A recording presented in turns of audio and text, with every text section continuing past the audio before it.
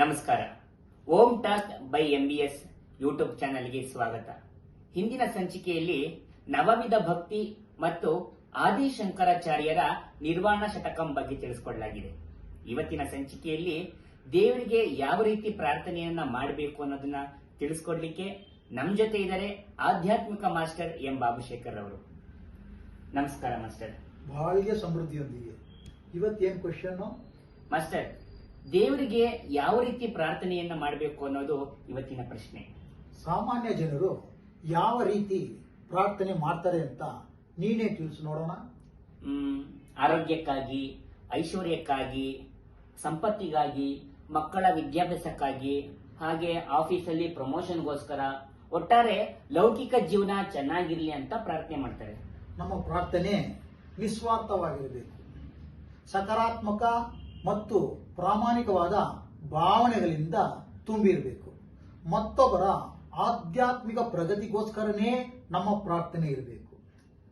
ಆಧ್ಯಾತ್ಮಿಕ ಬೆಳವಣಿಗೆಗಾಗಿ ಪ್ರಾರ್ಥಿಸಬೇಕು ಅಂತ ಹೇಳಿದ್ರಿ. ಆಧ್ಯಾತ್ಮಿಕ ಬೆಳವಣಿಗೆಯಿಂದ ಏನ್ ಪ್ರಯೋಜನ?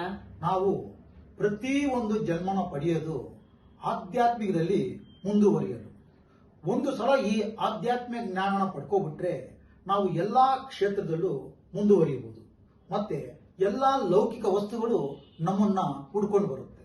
ಈ ಪ್ರಾರ್ಥನೆ ಅವಶ್ಯನಾ? ದೇಹಕ್ಕೆ ಆಹಾರ ಹೇಗೆ ಮುಖ್ಯನೋ ಅದೇ ರೀತಿ ಆತ್ಮಕ್ಕೆ ಪ್ರಾರ್ಥನೆ ಮುಖ್ಯ. ನಮ್ಮ ಭೂಮಿ ಸುತ್ತಲೂ ನಕಾರಾತ್ಮಕ ಭಾವನೆಗಳಿಂದ ತುಂಬಿದೆ. ಆ ನಕಾರಾತ್ಮಕ ಭಾವನೆಗಳು ನಾಶ ಆಗಬೇಕಾದ್ರೆ ಪ್ರಾರ್ಥನೆ ಮುಖ್ಯ. ಈ ಪ್ರಾರ್ಥನೆ ನಮ್ಮ ಅರಿವನ್ನು ವಿಸ್ತರಿಸಿ ನಮ್ಮ ಸುಪ್ತ ಮನಸ್ಸನ್ನು ಜಾಗೃತಗೊಳಿಸುತ್ತೆ. ಪ್ರತಿಯೊಂದು ಜೀವರಾಶಿನೂ, ಅಂದ್ರೆ ಪ್ರಪಂಚದಲ್ಲಿರೋ ಪ್ರತಿಯೊಂದು ಜೀವರಾಶಿನೂ ಯಾವ ರೀತಿ ಪ್ರಾರ್ಥನೆ ಮಾಡಬೇಕು ಅಂತ ತಿಳಿಸ್ಕೊಡ್ತೀರಾ? ನಮ್ಮ ಪ್ರಾರ್ಥನೆ ಈ ರೀತಿ ಇರಬೇಕು.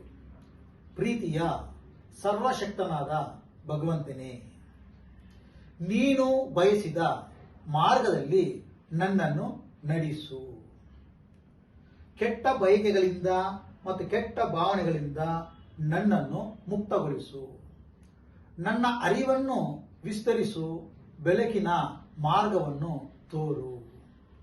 ನನ್ನ ಸುಪ್ತ ಮನಸ್ಸನ್ನು ಜಾಗೃತಗೊಳಿಸು ಮತ್ತು ಇನ್ನು ಮುಂದೆ ಯಾವುದೇ ತಪ್ಪು ಮಾಡದ ಹಾಗೆ ನನ್ನನ್ನು ನೋಡಿಕೋ. ದುಷ್ಟಶಕ್ತಿಗಳು ಇಂದ ನನ್ನನ್ನು ರಕ್ಷಿಸು, ಮನ್ನಿಸು, ಮುನ್ನಡೆಸು, ದಾರಿ ತೋರು. ತುಂಬಾ ಸಂತೋಷ ಮಾಸ್ಟರ್. ನೀವು ಹಿಂದೆ ಹೇಳಿದಾಗೆ ಈ ರೀತಿ ಪ್ರಾರ್ಥನೆ ಮಾಡೋದ್ರಿಂದ ನಮ್ಮ ಜೀವಕಾಂತ ಶಕ್ತಿ ಸುತ್ತಲೂ, ಅಂದ್ರೆ ಬಯೋಮ್ಯಾಗ್ನೆಟಿಕ್ ಫೀಲ್ಡ್ ಸುತ್ತಲೂ ಸುಖ, ಶಾಂತಿ, ಆನಂದ, ಜ್ಞಾನ, ಪ್ರೀತಿ ಎಲ್ಲವೂ ತುಂಬಿರುತ್ತೆ. ಇವತ್ತಿನ ಸಂಚಿಕೆಯಲ್ಲಿ ಪ್ರಾರ್ಥನೆ ಯಾವ ರೀತಿ ಮಾಡಬೇಕು ಅನ್ನೋದನ್ನ ಆಧ್ಯಾತ್ಮಿಕವಾಗಿ ಸಂಕ್ಷಿಪ್ತವಾಗಿ ತಿಳಿಸ್ಕೊಟ್ಟಿದ್ದಾರೆ ಎಂ ಬಾಬುಶೇಖರ್ ಅವರು. ಅವರಿಗೆ ತುಂಬು ಹೃದಯದ ಧನ್ಯವಾದಗಳ ಜೊತೆಗೆ ಬಾಳ್ಗೆ ಸಮೃದ್ಧಿಯೊಂದಿಗೆ.